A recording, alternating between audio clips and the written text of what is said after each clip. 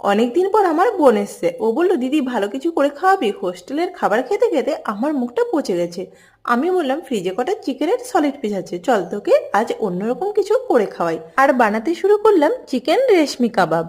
আর এই রেসিপির জন্য চিকেনের মধ্যে লবণ, আদা, রসুন, কাঁচা লঙ্কা বাটা, জল ঝরানো টক দই, গোলমরিচ, জিরে, ধনে, গরম মশলা গুঁড়ো, কর্নফ্লাওয়ার, লেবুর রস, সর্ষের তেল আর একটু কস্তুরি মেথি দিয়ে খুব ভালো করে মেখে 6 ঘন্টা রেস্টে রাখার পরে এই ম্যারিনেশন করা চিকেন পিসগুলোকে স্টিকের মধ্যে ভরে নিতে হবে। তোমরা চাইলে এখানে লোহার স্টিকও ব্যবহার করতে পারো। এখানে আমি সবগুলো চিকেনকেই স্টিকের মধ্যে ভরে নিয়েছি। এরপর একটা ফ্রাই প্যানে অল্প পরিমাণে রিফাইন্ড অয়েল গরম করে এর উপরে চিকেন স্টিকগুলোকে দিয়ে উল্টে পাল্টে সব দিকেই শ্যালো ফ্রাই করে নিতে হবে।